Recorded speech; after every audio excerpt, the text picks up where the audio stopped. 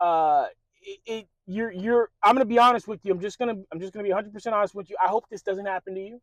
I pray it doesn't happen to you. I am, speaking that you will never experience this, but from time to time, people are gonna let you down. You're gonna think that they're your support system, and they're not gonna be. Right? You're gonna think that they have great character, and they end up not having great character.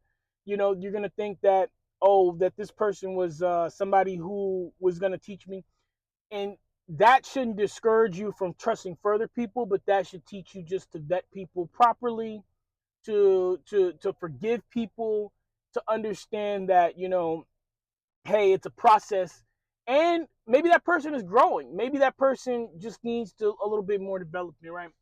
Uh, but forgetting who you are is something that is easy to have. The Forgetting who you are is something easy to happen because you forget the past endures. So the other thing that I tell people is about a victory book, right?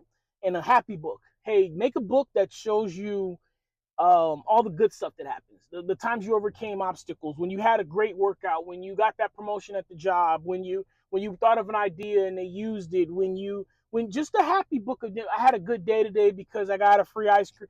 All these different things that happen that are good, so that you can remember. Because we're so prominent and think about the things that are bad, we forget about the things that are good. We forget about the overcome. We forget about the championship. We forget about the integrity, the sacrifice, the determination. We forget about these like we remember the bad things, but then we forget that we went through those bad things. You went through those bad things. So you should never forget who you are, because you're still here. You're still breathing. You still have time on the clock. You're still in the game, right? With the second one being you believing that you're not alone. Honestly, I understand the evils of social media. I understand how they can be, it can take away. But one of the best things about social media are, you have pages like this where people share that their struggles, like, hey, I'm struggling with that too, and this is what I did. Hey, I'm struggling with that too. So then it goes back to community, right? Another good way to combat that effective tool is community, letting people know, sharing in a safe space, right? Because I don't want you to just overly share. I don't want you to be vulnerable with the wrong people, but in a safe space, you can share and let people know that I'm going through something similar, that they can let you know that they're going through something, right? Things like that. And that will help you understand that you're not alone, so that you don't have that shame. There's always somebody who's going through what you're going through. I promise you that. I promise you that. And that's not to say, I remember I told a friend that, and she got mad. She thought I was calling her basic. She took it the wrong way. And I was telling her, hey, I'm not saying that.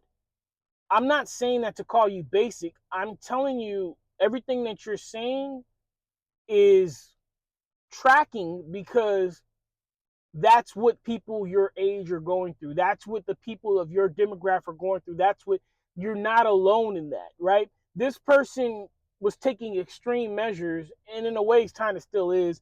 But anyway, because they felt like they were alone in their struggle, that nobody else was going through what they're going through. And that's one of the things that, when you think you're alone, it'll make you have extreme measures.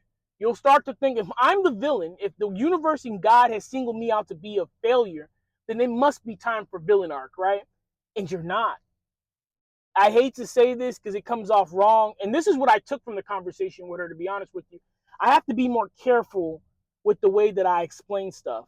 But then, if I'm being honest, I would explain stuff to her more carefully, and she still would take it the wrong way. So I also took from that conversation is, it doesn't matter how much you explain to some people. Some people are committed to, and determined to misunderstand you. But with that being said, I'm still going to say what I just said. You're not special. Like, when you're going through something bad, when you're going through something traumatic, when you're going through a tragedy, I want you to know you're not special. What I mean by that is, somebody's going through that too, and that's a good thing. That is a beautiful thing for somebody to say, you're not special. This has happened before. When the worst day of your life is happening, and you can sit there and say, this has happened before. and somebody has overcome it before, that should give you power. That should give you power, determination, and focus right there. I can't speak for everybody, but I can speak for the men that I'm around. When I hear that another man overcame the same thing that I overcame, well, we about to mount up. We ride it on, right? Like let's go, right? So sharing with the right group, sharing in the right vulnerable spaces will combat that effectiveness to let you know that, hey, I'm not alone. I'm not special. Somebody else has gone through this before, and I can go through it and overcome it too, right? They've come out better. They've come back. I've gone through things, right?